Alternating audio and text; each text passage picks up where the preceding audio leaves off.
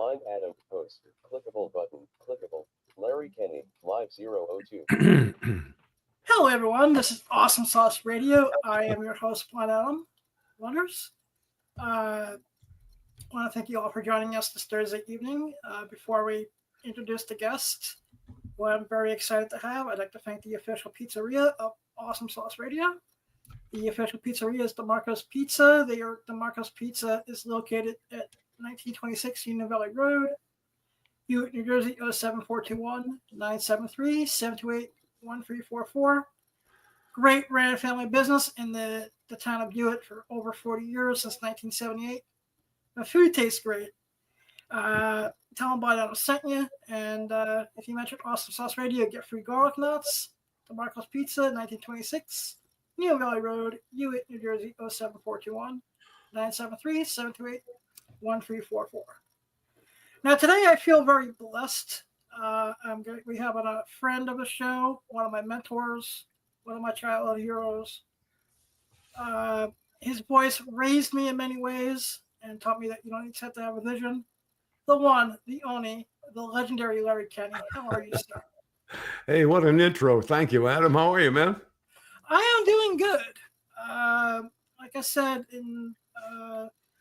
before we started, I had cataract surgery since the last time we talked. Yeah, you mentioned that. Been recovering for that for the last 2 months, so yeah, not really doing all that much outside of the podcast. Well, good for you, man. I'm glad you had. I had cataract surgery several years ago too. It's a little scary, but I'm glad it worked out for you. Yeah, so now we're trying to see if we can do the same thing with the right eye. So we're working on getting the pressure and the eye down and all that with drop therapy at the moment. All right, man. Well, go get them. Yeah, well, man. So how have you been since the last time you've been on the air? Well, I've been pretty well. I had a a short period where I was walking with a cane.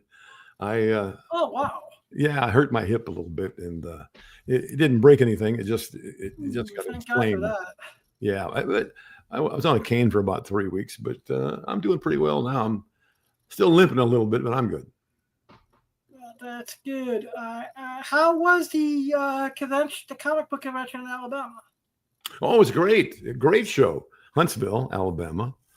That was a month or so ago, a little more than that, I guess. Yeah, it was great. Yeah, that's right. We were actually going to talk that weekend, you and I guess, but or you wanted to talk that weekend, but I had to. Yeah, I think it was the week after that I was trying to set it up for because I was trying to get you and Mark Spears on the same show, but it just never lined up. Yeah. Well, this is about our third or fourth time to talk together, isn't it? Third, anyway. I think this may be our sixth. Wow. I would have to look up because if we're counting the 2 convention appearances, it's definitely 6 because I did a couple of those on the spot on the floor walking around Terrificons. Oh, yes, that's right. That's coming up again, too, in August. Yeah, that's in August. In Connecticut. Hopefully I can make it this year. I hope you do, man. It's one of my favorite shows. Well, it's only a couple hours from my house, for one thing. But it's one of the first shows I ever did 15 years ago. And I've done it every year since. Terrific. It runs an amazing convention. Yeah. Like I said, and normally if there's not a ton of traffic, I-95 is only like a 2.5 hour ride from my house. Wow. But if we hit traffic, I-95 through up to Connecticut, it could be a long wait sometimes. Well, we'll have to get together sometime up there. Where are you now? I am about 20 minutes away from New York City at the moment. Oh, really? Oh, I thought you live in Newark, don't you? I actually live in West Milford, New Jersey. West Milford. Okay, good. I'll have to come out there sometime, and maybe you can take me to DeMarco's and we get a pizza. Oh, heck yeah! I treat that. So, what's your thoughts on all the love that thundercats is getting for Dynamite Comics right now? It's fantastic, isn't it? They did a great job on the comics. Yeah. Not only did they reimagine some of the old comics, like the very first issue, so they kind of rejuvenated those, and then they've got some. We've got some new ones never been seen before. Very exclusive comics. They look fantastic, and they're written very well. And I'm really happy that they're keeping the old Thundercats name alive, keeping the Awesome. franchise going. Yep. So is Thundercats now officially 40? I'm sorry? Is Thundercats now officially 40 years old?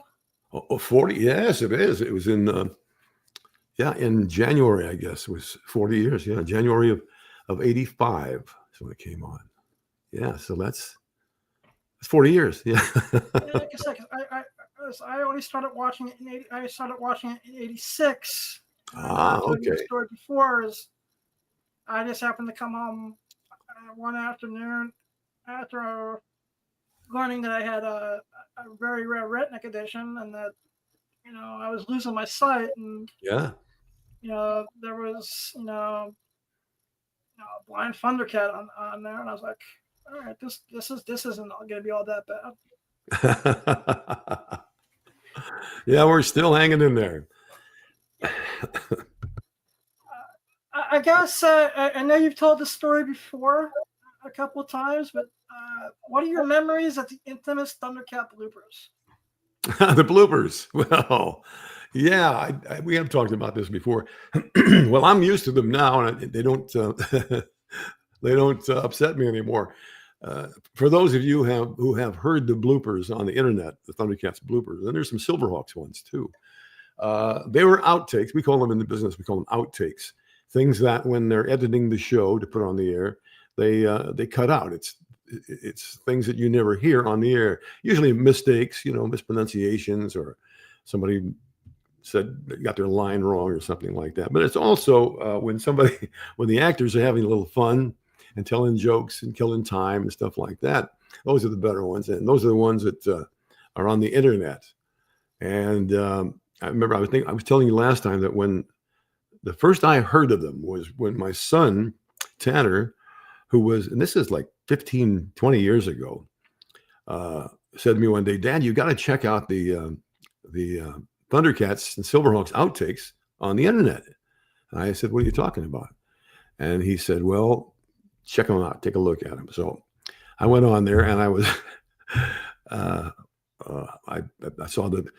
clicked on it, and it certainly was us saying some rather rude things, and we were having fun. The actors were having fun. My favorite one is, "Snarf, what's wrong? I have a cold." That's right. Yeah, they were a lot of fun. And I remember thinking, as I told you last time, when I heard them, some of them are pretty raunchy, Yeah. And they didn't put the really worst ones on the internet, I don't think. But I said to Tanner, "Oh my God, no, that I can't believe those are on there." Usually the only people who hear outtakes are the people involved in the show, the actors and the engineers and the people like that. Because like I said, they're things that were cut out of on the air presentation. And I said, "Oh no, I hate that, because the kids are going to, Thundercats fans are going to come across those and listen to them, and they're going to hear things that little kids shouldn't hear probably."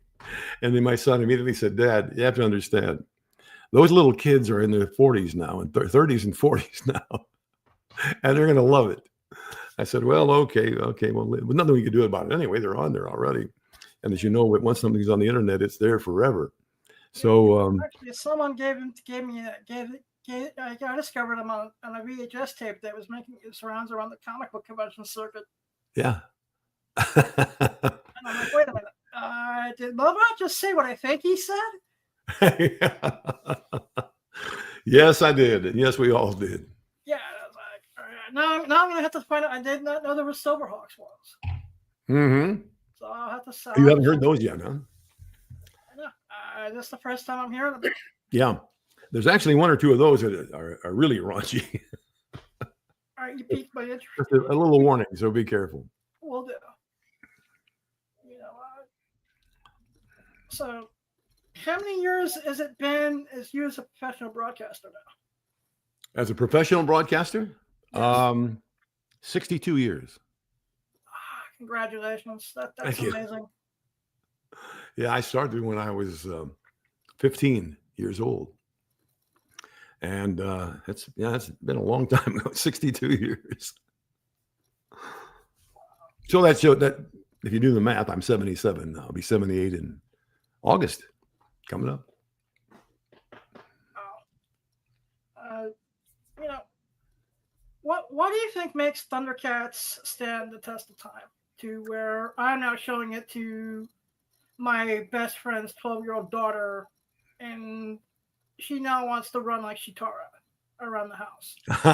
That's great. I love to hear those stories. And at the Comic-Cons, people are coming up with their kids and their grandkids, and the whole family is into Thundercats, and I really love that. Now, what was your question? I'm sorry, I forgot. No problem. Just basically, what do you think makes it stand the last 40 years? Well, there are a lot of reasons. I think. First of all, it was a really well-written show. The music was incredible. And I think the actors were pretty good too. And the writing, everything just kind of came together. It was a perfect storm, but if you had asked me back then, do you think people will be talking about Thundercats 40 years from now? I would have had to say, no, of course not. It's just a TV show. But it has become such a nostalgic part of so many people's childhoods. And I think that's a lot of what it is. No matter when you grow up, I think things from your childhood, things that you really liked when you were a child, your fun things, the things that were important to you, those are memories that you'll always cherish. And I think that's a part of it with Thundercats and a lot of those shows back there. There were some other really good cartoon shows back there. But I think it's just the pleasure that it gives people of hearing something that they loved when they were a kid and knowing it's still around. And not only is it still around, but doing very well. And I think that's probably what most of it is the nostalgia. I remember, I still remember cartoons and other things when I was a kid 62 years ago. And there's that warm spot in your heart for them. And I also think the thing I liked about Thundercats versus Transformers or G.I. Joe, Thundercats didn't have to feel like a commercial for toys at times. Yeah, actually, no. The one thing that's at the age of 51 that I kind of, adhere to is kind of that if you live your life by the code of Thundera, you're doing all right. Yeah, that's right. Justice, honor, loyalty.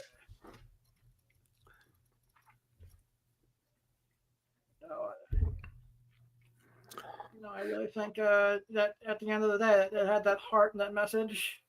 Yeah, that's the message. I forgot to mention the message. The thing about Thundercats is that back when it started in '85, there was a lot of pressure on the networks, TV networks, to do something about the children's programming.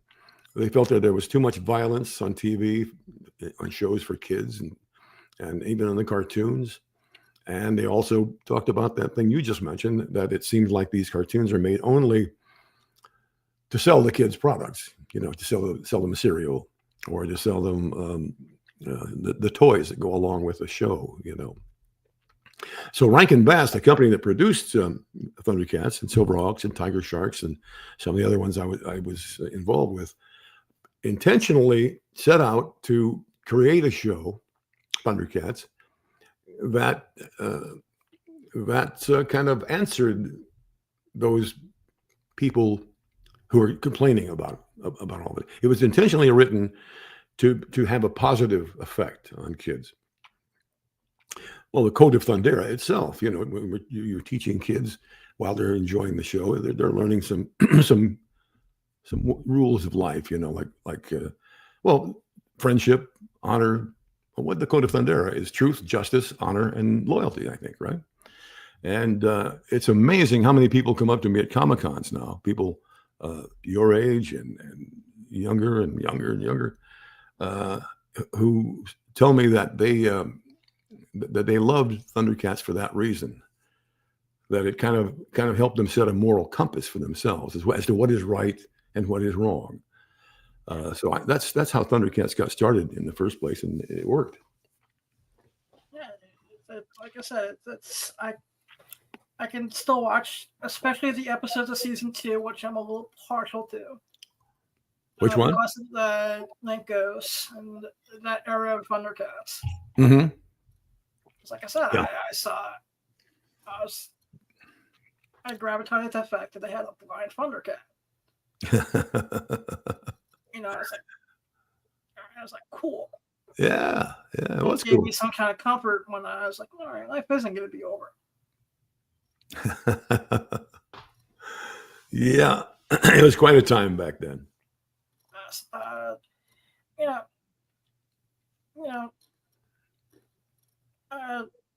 So you were both Count Chocula and Frankenberry?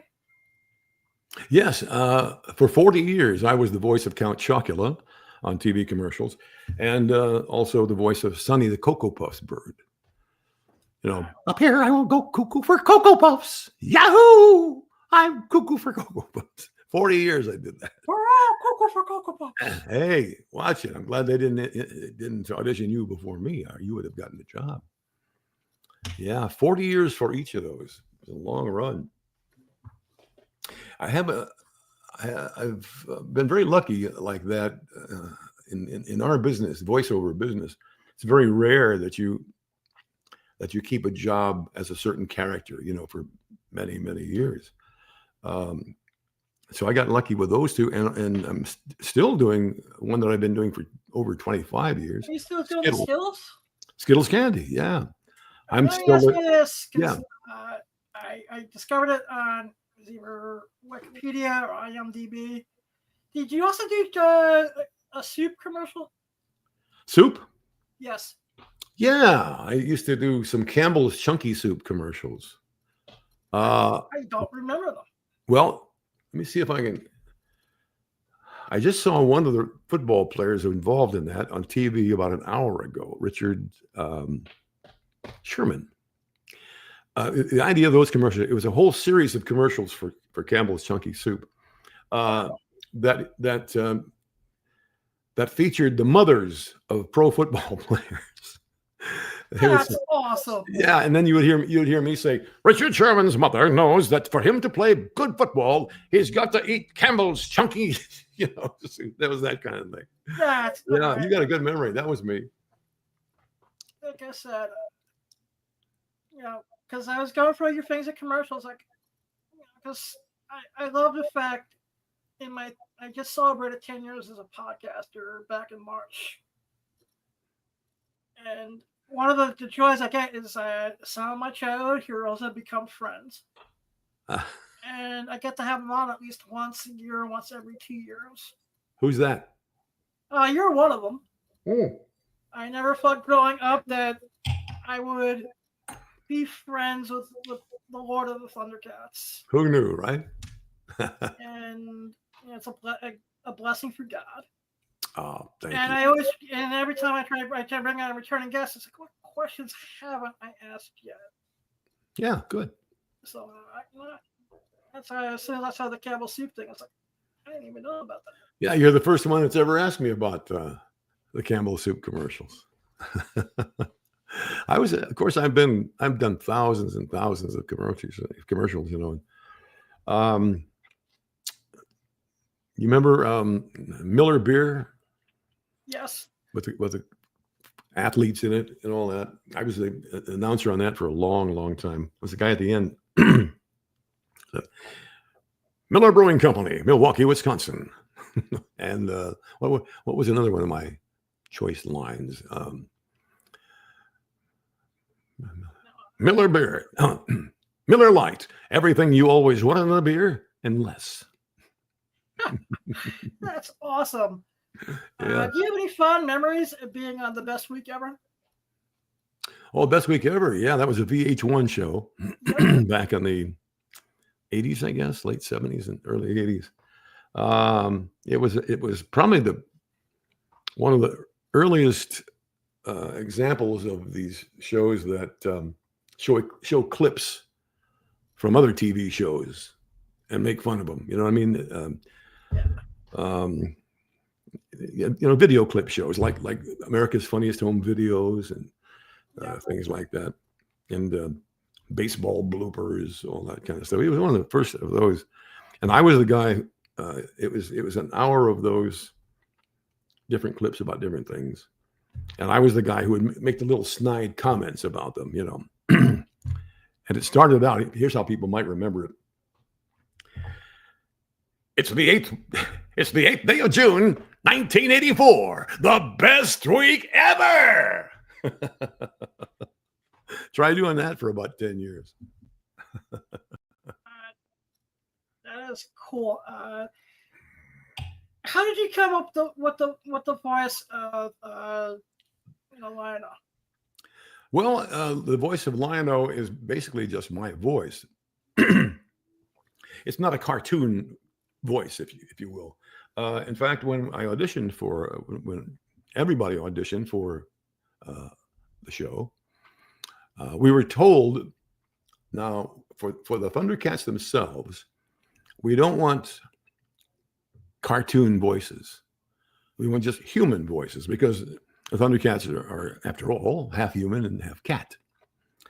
And so no cartoony, silly voices. So that was pretty easy. I just went in and did my own voice for Lionel on the audition. If you think about it, Lionel's voice is really just my voice. Like I'm talking to you right now. It sounds like Lionel a little bit, doesn't it? Yeah. Except that here, as I'm talking to you, it's like, sword of omens, come to my hand, give me sight beyond sight. On television, it sounds like sword of omens, give me sight beyond sight. I, Lionel, command it. See, that's a little more dramatic. Yeah. That's the only difference really between my voice and Lionel's voice. That's cool. Yeah, and then for the mutants, the bad guys, that's when they said, give us cartoon voices, make them really out, something different. So that's why you're Jackal, right? Jackal Man, yeah, Jackal Man. For his voice, pardon me, I looked at the drawings they gave us of the characters and read the synopsis of what their characters were like. And then what popped into my head was a character from one of my favorite cartoon shows when I was a kid, Rocky and Bullwinkle. Nice. Yeah, and if you remember, there was a character called Snidely Whiplash. He was a villain, the arch villain. He had the big, tall black hat and the black cape and the mustache. He was I'm going to get you now and tie you to the railroad track. So I started thinking about that, and I thought, well, a jackal is a kind of like a sneaky, sly, like a wolf, So let me make Jackal Man sound like that. And it does. On the show, you'll hear me say, we're going to get you, Lionel, and all your Thundercats friends. That's where that came from. That's awesome. Thank you. So I also noticed that you did a lot of Christmas type movies. Well, yeah, for Rankin Bass, the same company that we did Thundercats and Silverhawks for.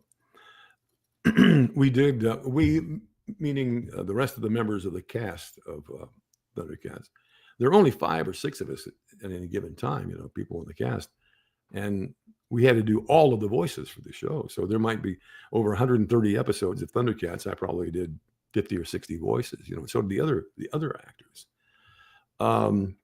So after we had done some of those shows, we did some holiday animated specials for Rankin Bass, the same company.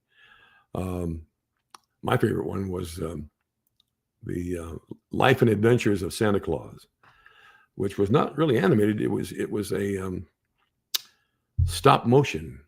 I guess it is animated, stop motion. But it's claymation. I'm sorry, claymation, where they actually make the little characters and film them, then move them a little bit for this, then move them, make them look like they're walking and all of that. That was great. And we did one called A Star for Jeremy, and 4 or 5 others that. Because I haven't seen Star or Jeremy in years. Yeah. As I was going for the IMDb filmography, which Yeah. reading people's filmographies with a speech for the blind and visually impaired is like, in 1985, he was Lionel in Thundercats, and in 19 insert year here, he was in Bowling for Dollars. Yeah, I was a TV star for a few years. That was a game show in New York. Well, it was actually a game show all over the country. They did the show in, I think, 10 or 11 different cities. But the idea was on each show, it would be local people on that particular show. So like I did it in New York for 3 years. So all the contestants were from the New York area. And I think in San Francisco, I think Jim Lang was the host of the show. Remember him from Newlywed Game or whatever it was. And Bob Eubanks did the show in Los Angeles, I think. Yeah. In every market, it was somebody who was either a sportscaster or a local disc jockey, as I was in New York. And it was on the air in 11 different markets. Yeah. So was Bowling in Dollars around the time period of your country music show? Let me think back now. I started out as a disc jockey, top 40 disc jockey back in 1963 when I was 15. And I went on several different stations in radio. I moved to Fort Wayne, Indiana, to Chicago, Cleveland, Chicago, then finally in New York. And it wasn't until I got to Chicago in 1973 that I worked at a country music station. And then I came to New York and worked at the WHN, a country music station. Proud to say I was named Billboard Magazine's Country Music Radio Personality of the Year twice. And yeah, that was my radio career. And of course, if you remember Imus in the Morning, the radio and the TV show. I was on. Actually, I wasn't allowed to know anything about Imus in the Morning for where I work. But really, why was that? Where did you work? I am a former Howard Stern whackpacker. You had what? I was a part of the Howard Stern whackpacker. Oh, you were. Well, good for you. So imagine even sniffing anything near Imus would have your head on a spike. Well, Howard's still going strong here in New York. Is. Yeah, on Sirius FM, I think. XFM. I actually remember you fondly from Imus, and especially your impressions of political party members. Yeah. Especially your Nixon. Imus in the morning. Hi, Dono. Let me just say this. I'm not a crook, Dono. Well, a little bit I'm a crook, but I'm not totally a crook. That was 35 years I was on that show. Boy, I'm getting old. Yeah, 35 years I was with him. What are some of your fond memories of being on Imus? On Imus? Yeah. Oh, gosh. It was, got to meet so many incredible people. He always had lots of guests from the whole spectrum of life. I mean, he would have Senator so-and-so one day, and the next day we might have some famous singer, and then an actor. And there was always somebody cool to be around. And most of the time I got to sit right next to them because when I brought a guest in after a commercial break or something, he would have them sitting right next to me. So one of my favorite moments regarding that is Walter Cronkite came on the show. Oh, wow. Yeah. And sat right next to me. And I was like, oh my God, Walter Cronkite. And he came on the show because he had written a book about his career. And Imus introduced Walter Cronkite by saying, let me say this first. Imus had read a few pages of the book. That's what he used to always do. He never could read the whole book. And so he would read the first page or two. And then when they came on, to let them know that he had read the book, he would ask a question about the first couple pages, you know. Well, Walter Cronkite's book started out, I was born the son of a dentist. Kind of like Nixon's was, what did Nixon start out saying? Well, it doesn't matter. But Cronkite said, I was born the son of a dentist. So Imus introduces him. He's sitting down next to me, and Imus says, so Walter, how are your teeth? And Walter Cronkite kind of looks around. He looks at me and he said, my feet. My feet? I said, no, Walter, he wants to know how your teeth are, you know, because your father was a dentist. He thought that was funny. Oh, what? My feet. My feet are fine. Thank you very much. How are your feet? Fun things like that, you know. And of course, the travel. I mean, we traveled all around the country. Once we were doing not just a radio show, but it was being simulcast on TV around the country. So the TV stations wanted us to come in. So once a month or so, we would hop on the old private plane and go to Cleveland or Portland or wherever the heck it was, and do a show from there. And that was a lot of fun too. A little wearing on you, you know, kind of rough to travel, you know, 3,000 miles and then get up at 4 the next morning and do a radio show. But it was fun. And we were young. I wasn't 77 years old then. Yeah, I hear you on that. You know, do you have anything new coming in? Anything new? Well, I hope I live long enough to have something new. Well, I'm still working in the voiceover business. I'm still doing some cartoon shows. I'm doing Teen Titans Go. If you watch that, if your kids watch that, I play a character. I play a character called. My best friend, her daughter is 12, and yeah, it's for the grace of God. She's into all the same animated stuff I'm into, but which is probably the reason I'm asked to babysit.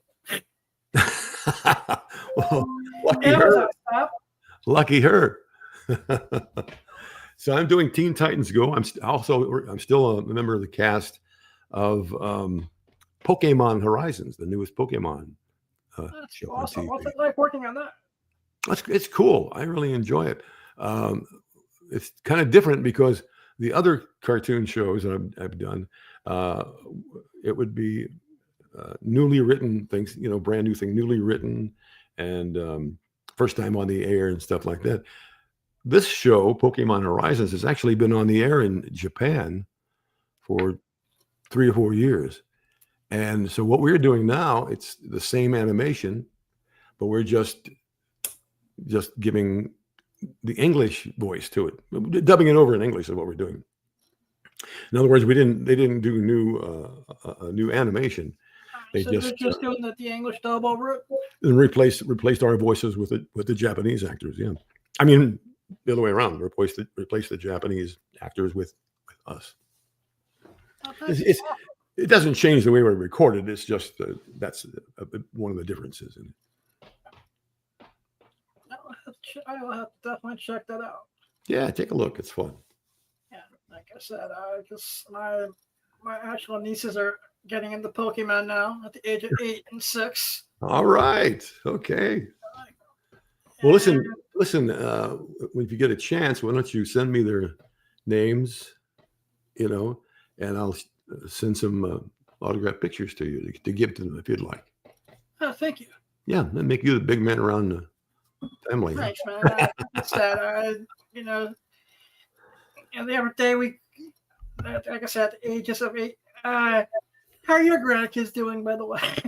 Oh, they're doing great. I know the last time we were scheduled to talk, you know, I'm doing the intro, and I thank God I checked my email that night because you're like, Alan, I'm having an emergency. Can I come at 8:30? Yeah. Like, okay, I can do a puppet show and just do whatever to 8:30, and then I saw the second text. It's like, I'm having a family emergency right now. Can we just reschedule? And I was like, okay, we can do that. And then, grandkids come first. Works out, and he's like, no, I just didn't have a quiet house. Grandkids come first, man. No, I hear that's the way it is. Trust me. I've got 5 beautiful grandchildren, wonderful grandchildren, amazing. all the way from the oldest one just turned 19, and the youngest will be 4 this month. That's awesome. Yeah.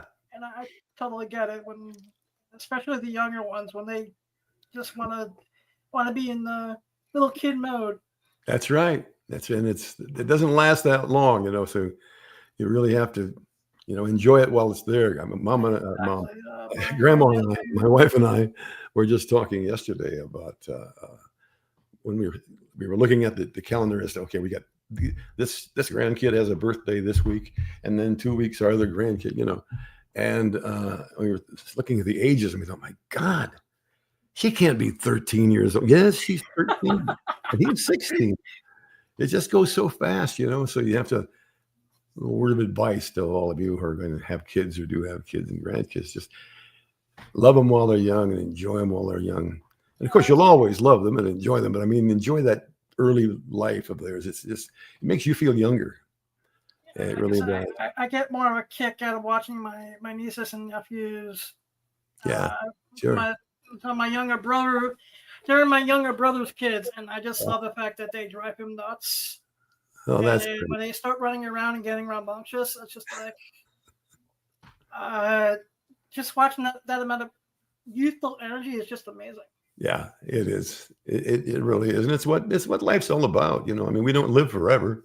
We kind of, we have our childhood and adulthood, and then I think that being around the kids and grandkids really kind of keeps you in a youthful frame of mind, which I think is very important. You can tell by looking and listening to me that I'm just a crazy kid, Oh yeah, I think working in voiceover, keeps you young as well. Yeah, it's all good. Yeah. What advice would you give to someone just starting out in 2025 in voiceover? In voiceover, it's so different from what it was when I was a kid. Was, like I said, I've been in the business 62 years, but getting into the business now is a lot different than it was back then. When I got started, almost everybody in the voiceover business was either, like me, somebody in radio or in television, or an actor, a Broadway actor, or something like that. You didn't find just people, I'm going to say average people, but I don't mean that in a negative way, like they're not as good. But the average person could almost never get into voice acting back then. You just had to have that be in the business, the show business, before you could do that. So, but now, gosh, with the internet, you can go on the internet if you want to be thinking about being a voice actor. Go on the internet and Google or whatever search engine you use. For example, voice acting lessons in New York or wherever you live, or voice acting classes in. And then it'll pop up immediately, of course, all the various people who teach classes, acting classes, voice acting classes. And there's some that where you'll be in a class with 20 other people, a few times a week. And then there are some where it's just a voice actor, professional voice actor, who's just giving private lessons. So, but if that's what you want to do, you should do that. You go on the internet and check it out. And then you'll learn then they'll tell you, well, you have to do this or that, or come to our school, or come to my studio or whatever. That's changed since I was a kid. That's awesome. Do you have any fun memories of being a part of Family Guy? Well, no, not really, because I was only on Family Guy for about 3 minutes, one episode. Now, I know that Lion-O, my Thundercats character, appeared in several episodes of Family Guy. But in most of them, Seth MacFarlane, the genius who came up with that whole show, did the voice of Lion-O on there. It was just a little short, you know how that show is. It would just be a little short conversation between 2 or 3 people. And he always did it for the longest time. And then one day my agent called me and said that Seth wants you to be on Family Guy for at least an episode. And I said, yeah, sure. So we recorded it. It was, again, only a couple of minutes long. It was, it was an episode where the father on Family Guy, what's his name? Peter Griffin. Yep, Peter. He and Quagmire, I think it was, were in San Francisco for some reason. They're driving around, and Peter Griffin at some point says, "Boy, I bet you find a lot of strange couples living together in this town, huh?" And it shoots automatically shoots to an interior of an apartment building, an apartment. And you see Lion-O standing there kind of pondering. And Chitara walks in the room. She says, what you doing, Lion-O? He goes, huh? Oh, nothing really. I just, she says, all right, I'm going to the can. So she walks in the bathroom. Lion-O takes out the Sword of Omens. Come to my hand. Give me sight beyond sight. He's looking through the bathroom door. At that point, Snarf comes in the room and says, what you doing, Lion-O? Lion-O says, I was just, you want to get stoned? That was my whole bit on that show. I always thought, up to now, I always thought every time that he, You thought I was? Lion-O appeared on Thundercats, it was you, but it does make sense, that stuff. Yeah. Yeah, Seth MacFarlane can sound just like me. He's incredible. He can sound like anybody. So, but I still don't know. I never got a chance to talk with him or work with him. These days, no matter what it is, in voiceover or a lot of other things, you don't work with the group. You don't work with the whole cast. They have one person go in the booth at a time, and you record your lines, and then the next day they might have another one of the cast in there recording their lines and stuff. So you never really work as a group anymore, and I really miss it because to me, acting is really just reacting. One actor says something, it's my job to react to it in a certain way. But when you're in there by yourself, you have to act like they're there. And it's not as fun. That's all. You just you're pretty much in the booth alone all the time. I still enjoy doing it, but not like it used to be. Fascinating.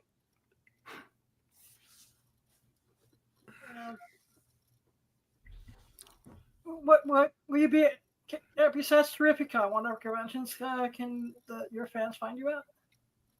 At Terrificon, yeah, I'll be at Terrificon on August 8th. I think. Let me check. I happen to have a list of them here. 8th through the 10th. Just happen to have one. Okay, let's see. Huntsville, Alabama. That was in April.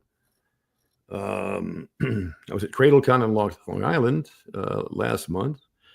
Terrificon, which is in Connecticut, Mohegan Sun Casino Hotel, August 8th. September 26th, I'll be at Orlando, Florida for the Fanboy Expo. Nice. November 21st, I'll be in Greensville, South Carolina for Retro Toy Con. So I'm still moving around, That's awesome. Oh gosh, I just forgot about it. Tomorrow, which is Saturday the 14th. Saturday 14th. I'll be in Los Angeles for a private signing.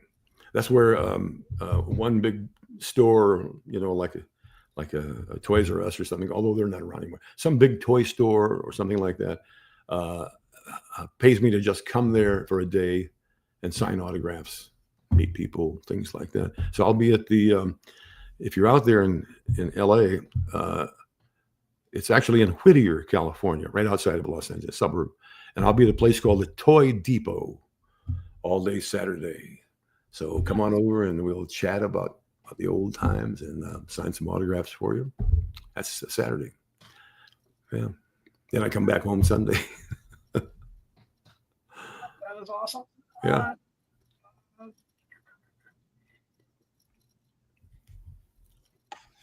If you could give one word of it. Oh, hang on, give me 1 second, because ping, ping. Drawing the blank there, are you, Adam? Yeah, I am. Believe me, I know what that's like. Yeah.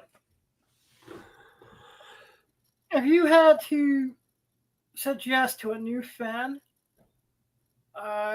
one of your animated series, what would they be?